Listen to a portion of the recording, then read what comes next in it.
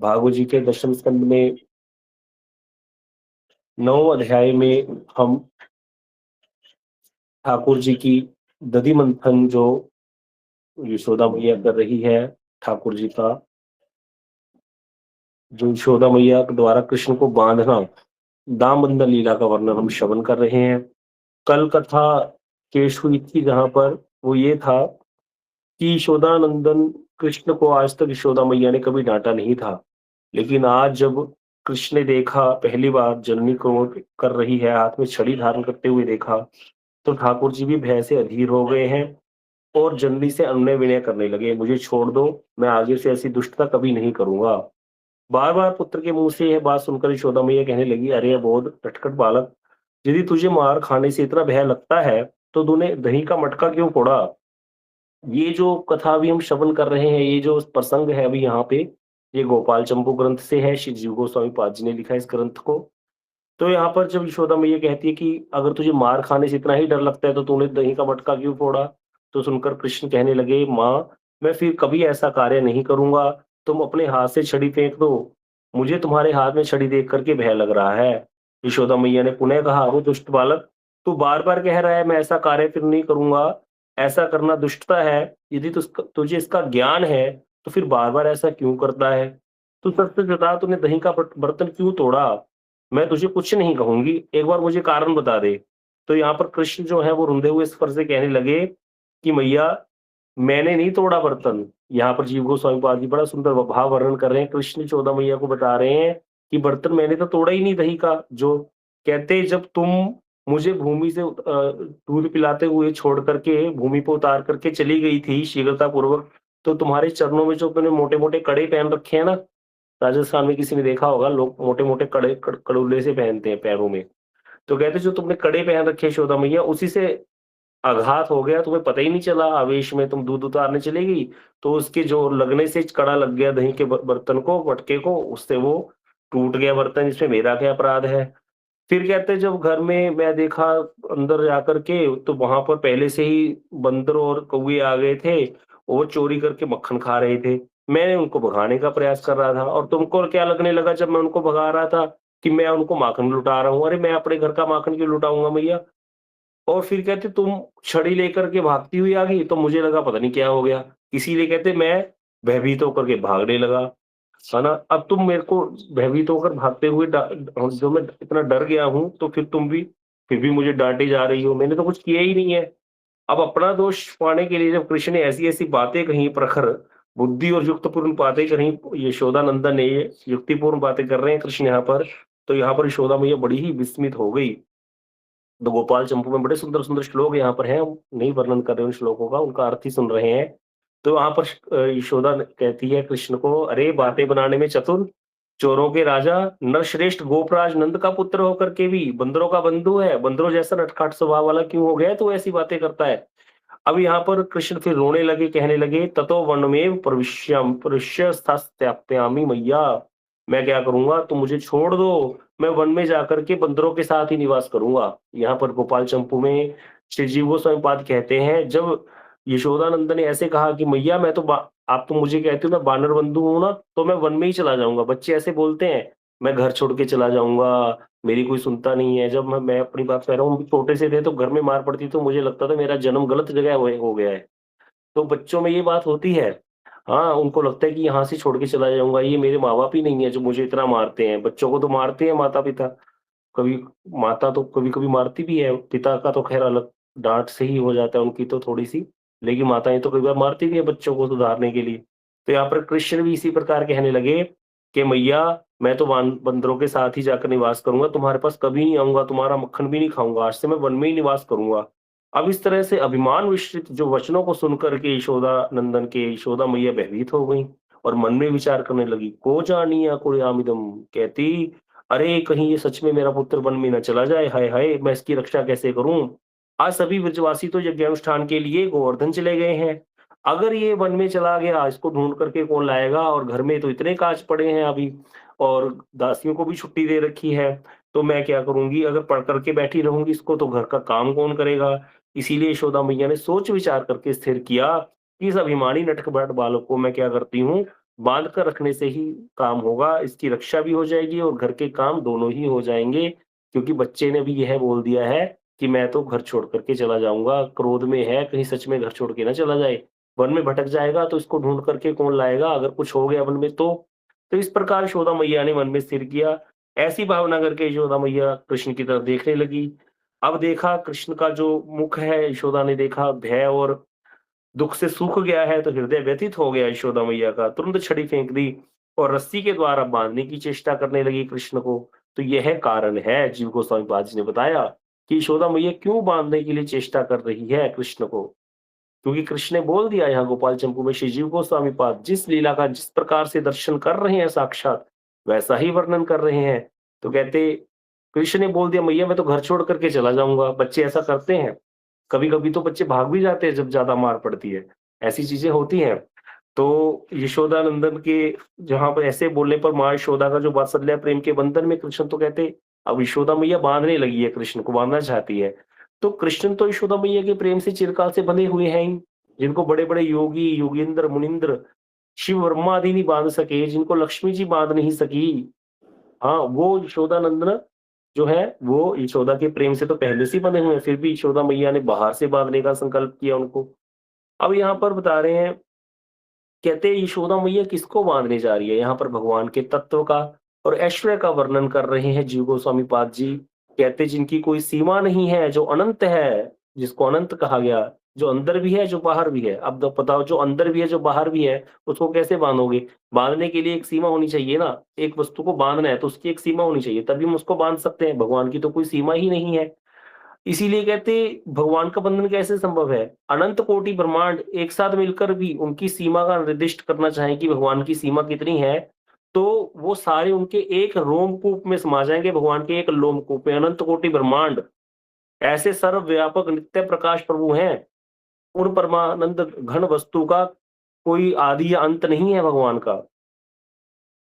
इसीलिए बोला गया ये ना यस्य अंत ना बहिश्च, उनका ना अंत है ना बाहर है, न च अंतर बहिरस्य, जिनका न पूर्व न चाप्रम, जिनका कोई ना पूर्व है, न पश्चात है, ना कोई काल है। मतलब भगवान काल से परे, भगवान परछिन्न समय से परे हैं, हर चीज से परे हैं भगवान। तो यहाँ पर उन वस्तु भगवान को कैसे बांध सकते हैं? तो यहाँ पर कह रहे हैं, जब ये भगवान के स्वरूप पे ऐश्वर्य और माधुर्य, ये तीनों भाव, भगवान का स्वरूप, भगवान का ऐश्वर्य और भगवान का माधुर्य, ये तीनों भाव ही अनंत है भगवान में। उन अंतर सीमा नाम भगवान की कोई जो है, नाम की कोई वस्तु नहीं हो सकती। इसीलिए कहते हैं भगवान का ना अंदर है ना बाहर है। जिसका ना अंदर है ना बाहर है, जो ज्ञानी लोग हैं वो इसी प्रकार की तो चर्चा करते हैं, जिसका अंदर नहीं है, जिसका बाहर नहीं है, उसको तुम कैसे देख लो। इसीलिए वो मूर्ति पूजा का भी विरोध करते हैं कि मूर्ति कैसे, एक मूर्ति में कैसे तुम उसको मान सकते हो, उसको बाँध सकते हो, जो कि सर्वव्यापक है। क्योंकि कहते हैं भगवान देश और काल दोनों से अपरिछिन्न है, सबके आदि हैं और सबके अंत में स्थित हैं। उनका अपना कोई आदि या अंत नहीं है। जो काल संसार की सृष्टि, स्थिति, प्रलय कर देता है, ध्वंस कर देता है, जो जगत का अद्भुत परिवर्तन करा करके सबको आश्चर्यचकित कर देता है काल, वही काल जो सबकी वस्तुओं को उत्पत्ति का कारण है। काल सापेक्ष है कि नहीं जगत? जगत काल सापेक्ष है। आज हमने फसल उगाई, आज ही उसका फल नहीं आ जाएगा हमारे पास। समय के बाद, कुछ समय बाद ही उसका फल प्राप्त होगा। तो सारा जगत जो हम देख रहे हैं ये काल सापेक्ष है। लेकिन कहते हैं वो जो काल है, वो भगवान की एक शक्ति विशेष है। वो काल भी भगवान के भय से भयभीत रहता है। तो इसीलिए कहते ऐसे भगवान की नित्य स्थिति का, सीमा का निरूपण करना संभव नहीं है। अब यहाँ पर कहते इतने शक्ति संपन्न, अनंत शक्ति संपन्न होते हुए भी, अधोक्षज होते हुए भी भगवान क्या है? कृष्ण नराकृति बाल गोपाल रूप में है यहाँ पर यशोदा जी के सामने। और यशोदा वात्सल्य प्रेम के कारण उनको अपना क्या समझती है? गर्भजात पुत्र। जब भगवान ने गीता में 10वें अध्याय में अपनी विभूतियों का वर्णन किया, तो भगवान ने कोई वस्तु, आप देखना उसको पढ़ करके समझना, एक भी वस्तु है जिसका परिचय ना दिया हो, और सब में भगवान ने कहा वो सब मुझसे ही ओतप्रोत हैं, मैं ही हूँ उन सब में। तो वहां पर जब भगवान ने ऐसे कहा, अंत में जाके, लास्ट में जाकर गीता के भगवान जब 10वें अध्याय के लास्ट में जाकर बोलते हैं, अथवा बहुनयतेन किम ज्ञातेन त्वा अर्जुन विष्टभ्यहम इदम सर्वम एकांशेन जगत स्थित। कहते तुम्हारा बहुत जानने में अर्जुन क्या प्रयोजन है? मैं सारे पूरे ब्रह्मांडों को अपने एक अंश में स्थित, एक अंश में, अपने शरीर के एक अंश में स्थित करके खड़ा हूँ। यह बात एक बार शिला प्रभुपाद जी को बोली थी। प्रभुपाद जी रोज़ मासिक दैनिक पत्रिका निकालते थे, जिसमें कुछ पेज होते थे ठाकुर जी की लीला के सारे, उसमें ठाकुर जी की लीलाओं का वर्णन, कृष्ण कथाएँ होती थीं। तो किसी पत्रकार ने उनको कहा कि अरे! हम लोगों को तो खबरें हम भी जो पेपर है न्यूज़पेपर 10-15 पेज का होता होगा। कहते हमको खबरें ढूँढने के लिए कहाँ-कहाँ तक जाना पड़ता है। रात को 12 बजे से पहले प्रिंटिंग फाइनल होती है, उससे पहले तक सारा मटेरियल होना चाहिए, तो हम रात के 11 बजकर 59 मिनट तक खबरें ढूँढते रहते हैं, पेपर में छापने के लिए, जो आज के न्यूज़पेपर में छपेंगी। और कहते तुम्हारे पास इतना प्रभु जी पाल जी को बोलता है कि आपके पास इतना कहाँ से आता है डाटा, इतना मटेरियल? हाँ, कि आप इतना कुछ छाप देते हो, रोज़ दैनिक पत्रिका निकलती है भगवान की। तो प्रभुपाद जी ने कहा देखो भगवान ने जिस संसार को क्या बोला, ये तो मेरे एक पाद विभूति है। ये संसार जो है जिसको हम देख रहे हैं, ये मेरी एक पाद विभूति है, मतलब मेरा एक अंश है। और त्रिपाद विभूति है भगवान का जगत। 3 पाद विभूति भगवान का अपना जगत है। तो तुम्हारे को एक पाद विभूति के लिए बात कर रहे हो, हमारे पास तो 3 पाद विभूति का डाटा है भगवान का। तो वो तो हैरान हो गया इस बात को सुन करके, क्योंकि उसकी वहाँ पर पहुँच नहीं है। इसीलिए साधु संग किया जाता है। इसीलिए संतों के पास जाया जाता है, अनुभवी संतों के पास। क्यों? क्योंकि उनको उस जगत की बातें पता है, हमें सिर्फ़ इस जगत की बातें पता है। इसीलिए हम उनका संग करते हैं, उस दिव्य ज्ञान को प्राप्त करने के लिए। तो यहाँ पर भगवान का तत्व भी हमको पता होना चाहिए। लीलाओं में तभी आनंद है, जब हम जानें कि कृष्ण का ऐश्वर्य क्या है। तभी तो आनंद आता है कि उस माधुर्य को देख कर के फिर हम आकर्षित होते हैं कि जो इतने बड़े हैं, जो इतने विभु हैं, वो ऐसी लीलाएँ कर रहे हैं। फिर उसमें मन अनुरक्त होता है। अगर यही लीला एक साधारण बच्चा करे यही बातें, तो क्या है, कुछ बड़ी बात नहीं है। क्योंकि भगवान में ऐश्वर्य है, इतने ऐश्वर्य संपन्न होते हुए भी इस प्रकार की बातें कर रहे हैं, इस प्रकार की लीलाएँ कर रहे हैं, इसीलिए सबका मन जो है उनकी ओर आकर्षित होता है। तो भगवान का ऐश्वर्य तो हमें पता होना चाहिए ही, तभी जाकर के हम माधुर्य में प्रवेश कर पाएँगे। ऐश्वर्य के बिना माधुर्य का कोई वैल्यू नहीं है। तो इसीलिए जितनी भी माधुर्यमयी लीलाएँ हैं, उनमें ऐश्वर्य तो है ही है। ये कभी भी नहीं हो सकता, ये वहाँ पर ऐश्वर्य नहीं है। वो अलग बात है कि यहाँ जो शुद्ध वात्सल्य प्रेम में यशोदा मैया है या शुद्ध प्रेमी भक्त है भगवान के, उनका जो प्रेम है इतना प्रगाढ़ हो जाता है कि वहाँ पर ऐश्वर्य स्थिर नहीं हो सकता। लेकिन ऐश्वर्य वहाँ पर रहता है, लेकिन उनके मन में कभी भी ऐश्वर्य ठहर नहीं सकता। तो यहाँ बता रहे हैं, यशोदा क्या समझती है वात्सल्य प्रेम के कारण कृष्ण को? अपना पुत्र समझती है गर्भजात और दुष्ट और नटखट मानती है। और कहते कृष्ण की अव्यक्तता की अव्यक्त है भगवान को व्यक्त नहीं किया जा सकता। वो अधोक्षज हैं, अधोक्षज वस्तु जिसको बोलते हैं जो अक्षज ज्ञान को अधोकित कृतम अक्षज ज्ञानम इति अधोक्षज। अक्षज ज्ञान किसको बोलते हैं? जैसे हम आँखों से देख रहे हैं, कानों से सुन रहे हैं, ये है अक्षज ज्ञान। तो भगवान को बोला गया अधोक्षज अधोक्षज। जब भगवान अर्जुन को अपना विराट रूप दिखाने लगे, तो अर्जुन ने जब कहा प्रभु मुझे अपना रूप स्वरूप का दर्शन कराइए, तो भगवान ने कहा इन नेत्रों से तुम मेरा दर्शन नहीं कर सकते, मेरे स्वरूप का। फिर भगवान ने उनको दिव्य नेत्र दिए। तो अक्षज जो ज्ञान है उससे भगवान को जाना नहीं जा सकता, तो इसलिए भगवान को अधोक्षज बोला गया। तो यहाँ कह रहे हैं कि जो अव्यक्त हैं, जो अधोक्षज हैं, उन अधोक्षज और अव्यक्तता जो भगवान की अधोक्षता है अ, और अव्यक्तता है, वो यशोदा मैया के वात्सल्य प्रेम की दृष्टि के गोचर नहीं होती है। यशोदा मैया हमेशा क्या समझती है? उनको अपना पुत्र ही समझती है। इसी प्रेम के कारण, उनके इस प्रेम स्वभाव के कारण ये दाम बंधन लीला संपन्न हुई है। नहीं तो कोई माई का लाल नहीं है जो कृष्ण को बाँध दे। जो अनंत कोटि जीवों को 84 लाख योनियों में बाँध देते हैं, अनंत कोटि कर्मों में बाँध रखा है सबको हमको, उनको कौन बाँध सकता है? हम लोग भगवान के पास जाते हैं भोग माँगने संसार के। भगवान हँसते हैं, "अरे! भोग माँगने आ गया।" भई 84 लाख योनियाँ बनाई क्यों है भगवान ने? भोग के लिए तो बनाई हैं। तुम्हारी भोग करने की इच्छा हो रही है, भगवान को क्या फ़र्क पड़ता है? करते रहो भोग। इसीलिए गुरुवर्ग हमेशा बोलते थे, ठाकुर जी के सामने हमारे गुरुदेव चिल्ला नारायण गोसाई महाराज जी बोलते थे, "गिरिराज जी जाना, परिक्रमा करना, लेकिन कुछ माँगना मत, क्योंकि तुम्हें माँगना आता ही नहीं। तुम अपनी ही संसारबद्ध जीव हो, कुछ ना कुछ गलत वस्तु माँग लोगे, वो तो तुम्हें वैसे ही मिली हुई है। जो वस्तु पहले से अपने आप से ही प्राप्त है, उसके लिए क्या प्रयत्न करना? जो नहीं प्राप्त उसके लिए प्रयत्न करो ना। भगवान का प्रेम, भगवान के चरणों में अनुराग। तो इसलिए गुरुदेव कहते थे, तुम परिक्रमा करना, माँगूँगा तुम्हारे लिए मैं। क्योंकि गिरिराज जी कौन है? गिरिराज जी सर्व अभीष्ट प्रदाता हैं। जो कुछ वस्तु इच्छा करो वही प्रदान कर देते हैं। जब गिरिराज जी को गुरुदेव कहते थे प्रणाम करो, करते हैं, तब जब तुम जो उनके मन में इच्छा होती है, वो जो माँगते हो, वो वस्तु तुमको नहीं देते गिरिराज जी। परिक्रमा करते समय जो तुम्हारे मन में चल रहा है, गिरिराज जी उसको प्रदान करते हैं, कितनी बड़ी बात है। माँगेंगे तो हमें सिखाया पढ़ाया हुआ है, तोता रटंत है, हम यही बोलेंगे ना, हे गिरिराज जी उनको भक्ति दो, मैं अपने गुरु जी की सेवा करूँ, मैं अच्छे से सारे नियमों का पालन कर सकूँ, यही तो माँगेंगे। जब हम संप्रदाय में आ गए, हमने सीख लिया। लेकिन जब चलेंगे परिक्रमा करते समय तो बद्ध अवस्था में ये क्या होगा? काम, क्रोध, लोभ, मोह, मद, मात्सर्य से ग्रस्त हैं, अनर्थ युक्त हैं, या तो निंदा होगी वैष्णवों की, चलते समय कोई साथ में है, या फिर इधर-उधर की बातें, या फिर मन में कुछ ना कुछ भोग की वस्तु चल रही होगी संसार को भोगने की, कामनाएँ आएँगी, इच्छाएँ आएँगी। तो गुरुदेव कहते थे वही गिरिराज जी तुमको प्रदान करेंगे। सारी परिक्रमा में गिरिराज जी का एक-एक स्वरूप में ठाकुर जी तुम्हारे साथ चलते हैं। जो तुम्हारे मन में चल रहा है वही तुमको प्रदान करते हैं। इसीलिए गुरुदेव हमेशा कथा करते समय बोलते थे, अगर गिरिराज जी की परिक्रमा करते हो तो पहली बात तो अकेले करो। हाँ, अकेले करोगे तो हो सकता है कभी उन भावों का स्पर्श हो जाए। कभी कहते अगर गिरिराज जी की परिक्रमा करते समय तुम्हारे मन में ये भाव आ जाए, अरे! ये वही गिरिराज पर्वत है जिसको कृष्ण ने अपने वाम भाग की छोटी उँगली पे, कनिष्ठ उँगली पे धारण किया था। अरे! ये वही गिरिराज है जहाँ पर आज भी कृष्ण की इतनी सुंदर-सुंदर मधुर लीलाएँ होती हैं। ये वही गिरिराज है जहाँ पर अनंत कोटि संतों ने यहाँ पर अपना जीवन व्यतीत कर दिया, पूरा जन्म गँवा दिया इसी गिरिराज में। ऐसे गिरिराज जी की परिक्रमा कर रहा हूँ। कहते अगर इतना भी तुम्हारे मन में भाव आता है, गुरुदेव कहते, तो अपने आप को धन्य अति धन्य समझना कि तुम्हारे मन में पूरी परिक्रमा में इतना सा भाव आ गया, बहुत बड़ी बात है।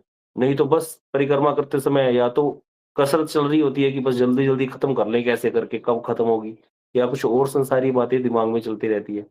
मेरे एक मित्र थे, ऑफिस में, वो कहता था मेरी भाभी और उसकी बहन, वो इटावा में रहती है, वो हाथरस में। कहता दोनों इकट्ठी हो जाती हैं गिरिराज जी में। कहता कब उनकी परिक्रमा खत्म हो जाती है उनको ये पता नहीं चलता। इतनी मिल कर के दोनों बातें करती हैं। वो अपनी सास की सुनाएगी, वो अपनी ननद की सुनाएगी। तो इस प्रकार का भाव है गिरिराज जी की परिक्रमा करने के पीछे। तो क्या गिरिराज जी की परिक्रमा करने का तुमको फल मिलेगा? वही संसार ही मिलता रहेगा। तो इतना हँसाता था, वो कहता भाई वो मेरी भाभी वहाँ स्पेशल जाती है, वो घर में तो ये बोल के जाती है कि गिरिराज जी परिक्रमा करने जा रही हूँ। उद्देश्य होता है अलग मिलना, वैसे तो बातें करने का समय नहीं मिलता घरों में। तो इस तरह से यह हमारा जो है भोग जो प्रवृत्ति है हमको बहुत दूर ले जाती है कृष्ण कथा से, असली जो वस्तु है उससे हमें दूर कर देती है। इसीलिए साधु संग किया जाता है, साधु बार-बार हमको समझाते हैं, चोट मारते हैं हम पर, ताकि हम जो है असली वस्तु के लिए प्रयत्न कर सकें, मूल वस्तु को प्राप्त कर सकें। तो कहते हैं जो अनंत कोटि जीवों को क्या बाँध देते हैं, 84 लाख योनियों में बाँध देते हैं, वो यशोदा उस कृष्ण को क्या कर रही है, दामोदर लीला जो यशोदा कृष्ण की ये संपन्न हुई है, यशोदा मैया के वात्सल्य प्रेम के कारण संबंध हुई है, संपन्न हुई है, और उन असीम और अनंत प्रभु को यशोदा ने अपने प्रेम रूपी रज्जू से बाँध दिया है। इसीलिए कृष्ण का एक नाम यशोदा दामोदर तो है ही, राधा दामोदर भी है। राधा दामोदर अर्थात जो राधा जी की प्रेम रूपी रज्जू से हर समय बंधे हुए हैं। किस तरह से बता रहे हैं जब डोरी से बांधने का संकल्प किया यशोदा मैया ने, तो उनके जो जूड़े में यशोदा मैया के बालों में जो जिस एक रिबन जो होता है, जो उस रिबन को ही उतार लिया यशोदा मैया, क्योंकि छोटे से तो हैं कृष्ण, सोचा इसी से बांध दूंगी। तो यशोदा मैया के हृदय तो वात्सल्य प्रेम से परिपूर्ण है। वो अपने पुत्र को दुख नहीं देना चाहती, लेकिन कृष्ण को सुधारने के लिए, उसके हित के लिए उसको शासन करने में प्रवृत्त हुई है। क्योंकि छोटा बालक जो है नटखट जब होता है, अगर उसको बाल्यकाल में शासन ना करो, तो बहुत अधिक नटखट हो जाएगा और निंदा का पात्र बन जाता है समाज में। अभी एक केबीसी सीरियल आता है, कौन बनेगा करोड़पति, उसमें एक बच्चे ने बहुत धृष्टता की, छोटे से बच्चे ने 10 साल के। तो लोग बहुत निंदा कर रहे हैं उसको, बड़ा ट्रोल कर रहा जा रहा है उस बच्चे को कि देखो उसके माँ-बाप ने उसको संस्कार नहीं दिए, कैसे बात कर रहा है, इतने बड़े कैमरा के सामने कैसी-कैसी बातें बोल रहा है। तो ये होता है, बच्चे को ताड़न और भत्सन का कोई अपराध नहीं है। 13 साल तक बच्चे को, शास्त्र में लिखा है, बच्चे को मारने में, समझाने में, उसको दंड देने में कोई दोष नहीं है। माता-पिता दंड दें बालक को, तो इससे उसका भविष्य उज्ज्वल होता है। इसीलिए यशोदा मैया भी इसी प्रकार सोचती है, क्योंकि वो तो शुद्ध वात्सल्य प्रेम से परिपूर्ण है, और सोचती है ये तो समाज में निंदा का पात्र बन जाएगा, पुत्र को शासन करना तो बहुत ही आवश्यक है। ऐसा विचार कर यशोदा मैया कृष्ण को डाँटने लगी, और फिर कहीं भाग ना जाए इसीलिए बाँधने का प्रयास करने लगी, क्योंकि वो फिर इससे निश्चिंत होकर के घर के काम कर सकती है। अब यहाँ पर कहते ये जो वात्सल्य प्रेम का ही विलास है यशोदा मैया के, इसीलिए यहाँ पर कृष्ण के हित की अभिलाषा ही है सारी। अब यहाँ पर इसी भाव को ग्रहण करते हुए कृष्ण ने भी आदर पूर्वक इस भाव को, यशोदा मैया के इस बंधन को ग्रहण किया है, और इसी पवित्र स्मृति को बनाए रखने के लिए आज भी कृष्ण दामोदर नाम से प्रसिद्ध है। कितनी ज़्यादा महिमा है दामोदर नाम की भगवान की। तो यहाँ पर जो बड़ा सुंदर गोपाल चंपू में श्री जीव गोस्वामी पाद वर्णन करते हैं, रे चोर चंचल विलोल विलोचन अष्टि निषिक्त मोह मानुषे ना निवारणम न बद्धा भवन्तम अहमाशु चलामी गेहम क्षत्रियदि प्रथम प्रथयताम कुरु चोरे मन में अंत। अरे चोर, अरे नटखट, तू अपनी नयन भंगी से, अपने नेत्रों की शोभा से सर्वत्र मोह का संचार करता है, लेकिन मेरी बात नहीं सुनता। आज तुझे बांध कर मैं घर के कार्य करूंगी। तेरे में शक्ति है तो बंधन से मुक्त होकर के प्रसन्नता से चोरी कर। यह कहकर यशोदा मैया ने सिर के कवरी से पट्ट डोरी खोली और कृष्ण के उदर को बांधने का प्रयास किया। तो यहाँ पर बता रहे हैं कि यशोदा मैया ने कृष्ण के उदर को बांधा है। गुरुदेव वर्णन कर रहे हैं यहाँ पर कि उदर को बांधा, इसीलिए कृष्ण का नाम दामोदर है। दाम होता है रस्सी, उदर मतलब पेट। दामोदर अर्थात जिनके पेट को रस्सी से बांध दिया। कुछ लोगों की धारणा है मैया ने कृष्ण को हाथ बांध दिए, कृष्ण के हाथों को नहीं बांधा कृष्ण के मैया ने। यह धारणा निर्मूल है। यदि ऐसा होता, कृष्ण के हाथों को बांधा होता यशोदा मैया, तो कृष्ण का नाम दामोदर ना होकर के दामकर होता, क्योंकि हाथ को कर बोलते हैं, पेट को उदर बोलते हैं। तो कृष्ण का नाम दामकर होता, लेकिन दामकर ना होकर के कृष्ण का नाम क्या है, दामोदर। इसीलिए कृष्ण को यशोदा मैया ने कैसे बांधा है, पेट से पहले उखल को बांधा है। ये समझ लीजिए बांधने की क्रिया कैसी रहेगी, उखल को बांध दिया, रस्सी वहां पे नोट लगा दिए, अब रस्सी खींच ली है। अब उस अगले हिस्से से कृष्ण के पेट को बांध करके बांधेगी, बीच में गैप है, मतलब बीच में रस्सी है।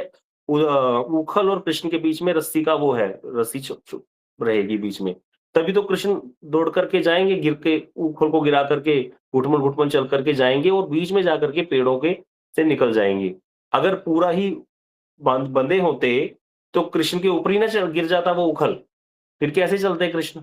तो बीच में कृष्ण के और उखल के बीच में भी रस्सी है। पहले उखल को बांधा, फिर उस रस्सी को आगे खींच करके कृष्ण के पेट को बांधा, इसको समझिएगा। तो यहाँ पर जब यशोदा मैया कृष्ण के उदर पे लपेटने लगी है रस्सी, तो उंगली 2 उंगल कम पड़ गई है रस्सी।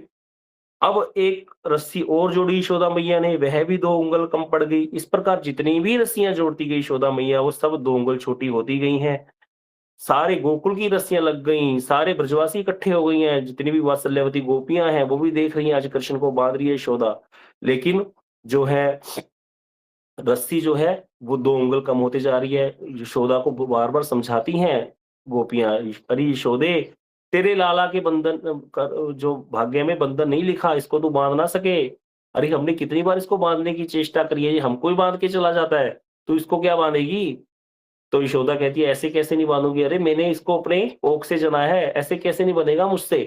तो यशोदा मैया का परिश्रम, इतना परिश्रम है कि पसीने की बूंदें आने लग गई, थक गई है यशोदा मैया, शाम हो गई सुबह से। तो ऐसा मैया का परिश्रम देख करके कृष्ण जो है वो करुणा से द्रवित हो गए और तब उनकी ऐश्वर्य शक्ति जो है वो अंतर्ध्यान हो गई। ये तो भगवान की ऐश्वर्य शक्ति थी जो 2 उंगल रस्सी को कम कर रही है, क्योंकि भगवान को कोई बाँध नहीं सकता। अब कृष्ण तब जब ऐसी भगवान करुणा से द्रवित हो गए, ऐश्वर्य शक्ति का तिरोधान हो गया, तब पहले वाली रस्सी जो थी कवरी वाली यशोदा मैया की, उसी से ठाकुर जी सिर की डोरी की रस्सी से ही बंध गए हैं। अब यहाँ प्रश्न है कि ये उँगली जो 2 उँगल कम पड़ रही थी रस्सी, इसके पीछे क्या भाव है? क्यों ये 2 उँगल ही कम पड़ी? तो यहाँ बता रहे हैं कि भक्त का साधन का परिश्रम और भगवान की कृपा, ये 2 उँगली क्या है? भक्त का साधन और भगवान की कृपा। 2 चीज़ें रहती हैं। जब जीव साधन करता है, तब भगवान कृपा करके अपना जो है पर्दा हटा देते हैं, माया का पर्दा। तो ये 2 उँगली का वही फासला रहेगा। इसीलिए साधन किया जाता है, क्योंकि हमारा साधन देख करके भगवान का हृदय द्रवित हो जाए। भगवान साधन साध्य नहीं है, साधन से ही नहीं मिलेंगे, भगवान कृपा सिद्ध है, साधन सिद्ध नहीं है। लेकिन साधन करने से क्या होता है, भगवान का हृदय द्रवित होता है, गुरु वैष्णव का हृदय द्रवित होता है। इसको कैसे समझेंगे? जैसे एक बार प्रभु जी बता रहे थे कि मठ में क्या हुआ कि रात्रि का समय था और रात को 11 बजे प्रभु जी को भूख लगी। प्रभु जी का नियम है रात को 12 बजे तक अपना कमरा बंद करके माला करते हैं। सुबह 3 बजे उठ के शुरू हो जाते हैं नाम करना। तो प्रभु जी को रात को शाम को 6-7 बजे 8 बजे प्रसाद पाया होगा, पता नहीं पाया होगा, रात को उनको किसी कारण से 11 बजे भूख लगी। तो हमारे मठ में एक रसोई में एक जाली है, जैसे पुराने घरों में जालियाँ होती थी। उस जाली में भोजन रख दिया जाता है जो बच जाता है। ठाकुर जी को भोग लगने के बाद वैष्णव ने पा लिया, अगर कुछ बच जाए तो उस जाली में रख दिया जाता है। अगले दिन अगर वो ठीक रहे तो उसको दोबारा बाँट देते हैं सब, नहीं तो फिर उसको फेंक देते हैं अगर वो खराब हो जाए तो। गर्मी में तो खराब हो जाता है जनरली, और सर्दी में तो ठीक रहता है।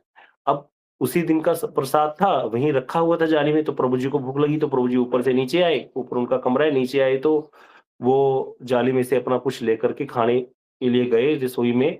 तो रसोई घर में जब गए तो बाहर निकले तो देखा एक वैष्णव, एक लड़का था जो थोड़ी देर पहले ही मठ में आया था, और वो वहाँ पर बैठ कर के माला कर रहा है। रात के 11 साढ़े 11 बज गए हैं, लेकिन उसका जो भजन है वो पूरा नहीं हुआ, उसकी माला पूरी नहीं हुई। क्योंकि वो माला कर रहा था अपनी माला संख्या पूरी करने के लिए, लेकिन उसको आ रही थी नींद। अब नींद आ रही थी तो वह बार-बार ऐसे-ऐसे गिर रहा था। गिर रहा था तो फिर उठ के ऐसे-ऐसे अपनी माला को सँभाल रहा है और फिर माला करने लग रहा है। प्रभु जी कहते मेरे को उसको देख कर के एकदम से आँख में आँसू आ गए। जबकि प्रभु जी हमारे कभी इस तरह से बहुत जल्दी वैसे नहीं होते, भावुक नहीं होते। हमने कभी उनको भावुक होते नहीं देखा। तो प्रभु जी उस दिन बोलने लगे कि अगर आज मेरे पास कृष्ण प्रेम होता, तो मैं उसको दे देता।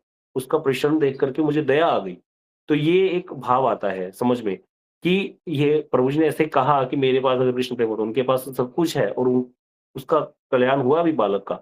तो ये ही हमारा जो परिश्रम है इसको देख कर के वैष्णव का हृदय गलित होगा, ठाकुर जी का हृदय गलित होगा, तब जाकर के कृपा होगी। हमारे महाराज जी हमेशा बोलते थे हमें, पूज्यपाद श्रीधर महाराज जी, कहते जब तुम मठ में तुमने अपना, गुरु जी ने बोला कि प्याज लहसुन नहीं खाना, तुम्हें गृहस्थी लोग हो, भई शादी विवाह में लोग बुलाते हैं, शादी विवाह में जाओगे किसी की, जाना पड़ता है, अगर नहीं जाओगे तो हमारे कौन आएगा? चलो चले गए, गए तो हमने तो प्याज लहसुन छोड़ रखा है, कुछ खाएँगे नहीं, वैसे भी पहले जो सारे स्नैक्स हैं वो भी नहीं खाएँगे, बाद में लास्ट में जाकर के उठेंगे प्रसाद लेने तो फिर वहाँ पर क्या होगा, थोड़े से चावल ले लेंगे। वैसे तो लोग घर के से ही खा के जाते हैं, मगर मान लो कई बार खाना पड़ जाए तो वहाँ से चावल ले लेंगे और थोड़ा-सा दही ले लेंगे, वहाँ जो मुरब्बे इत्यादि रखे होते हैं, राजमा उबाल करके रखे होते हैं, वो कभी आज तक जो खाए नहीं थे पहले, वो सारा सामान ले लेंगे जो इधर-उधर का होता है जिसको कोई नहीं लेता, वो लेकर के उसको थोड़ा बहुत ऐसे नमक डाल करके खा के आ जाएँगे। तो गुरुदेव बोलते थे, "क्या कृष्ण को दिखता नहीं है?" कृष्ण को दिखता है कि इसके गुरुजी ने बोला, अपने गुरुजी की मर्यादा रखते हुए और अपने भजन को बढ़ाने के लिए इसने इन सारे भोगों का भी त्याग कर दिया। सारा संसार देखो कैसे लोग खाते जाकर के शादियों में पागलों की तरह, फ्री का मिल रहा है ना। और ये क्या कर रहा है, कुछ भी नहीं खा रहा, घर से खा कर के आया है, तो क्या कृष्ण को दिखता नहीं है? उनको सब दिखता है, वो सब जानते हैं, हर बात को जानते हैं वो। तो इसीलिए वो कृपा करते हैं, इसी भाव को ग्रहण करते हैं हमारे भगवान। हम कुछ भी त्याग करते हैं प्रभु के लिए भोगों का, वो भगवान उसको ग्रहण करते हैं और ग्रहण करके कृपा प्रदान करते हैं। कृपा प्रदान करके वो वाली बुद्धि प्रदान करते हैं जिसके द्वारा हम उनको प्राप्त कर सके। भगवान ने कहा ददामि बुद्धि योगम, 10वें अध्याय का गीता के 10वां श्लोक है।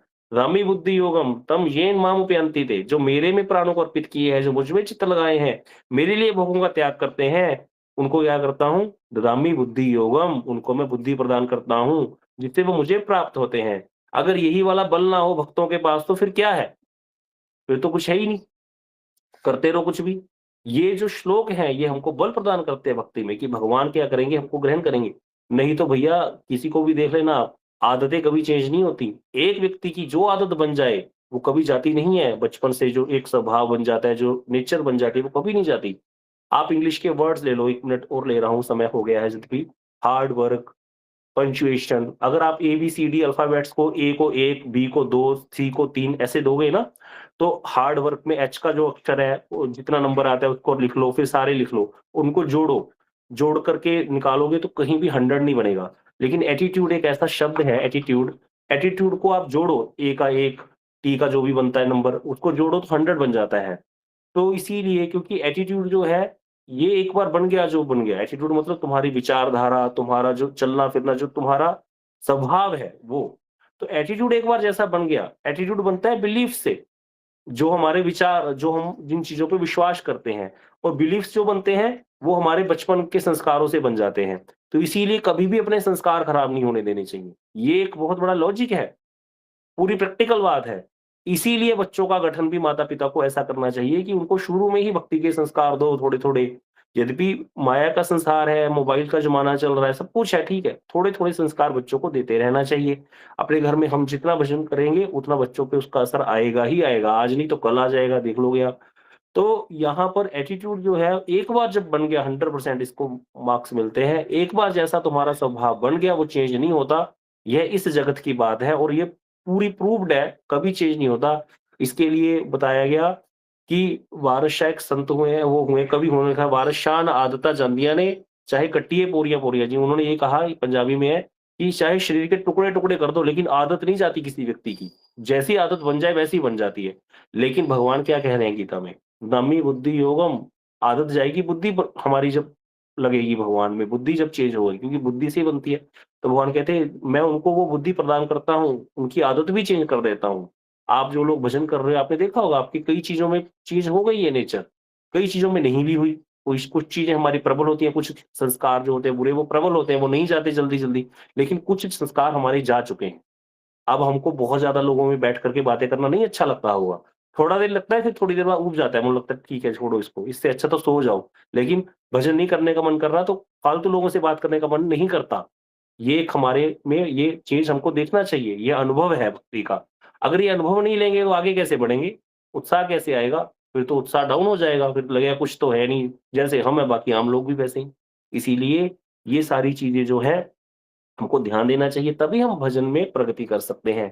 तो ये आगे हम कथा का श्रवण करेंगे, बड़े सुंदर-सुंदर श्लोक यहाँ पर अब सुखदेव गोस्वामी वर्णन करेंगे भगवान की महिमा को सूच करते हुए कल से। गौर प्रेमानंदे हरि हरि बोल। वांछा कल्पतरुभ्यश्च कृपा सिंधुभ्यश्च पतितानां पावनेभ्यो वैष्णवेभ्यो नमो नमः।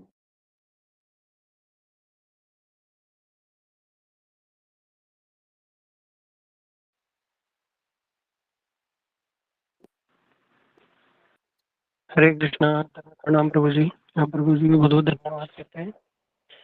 इतनी सुंदर कथा हृदय में सुन के बड़ा आनंद आ जाता है। सुबह सुबह पूरा पूरा दिन ही हम रिचार्ज हो जाते हैं, है ना, भगवान की ऐसी सुंदर सुंदर लीलाओं का वर्णन सुन के।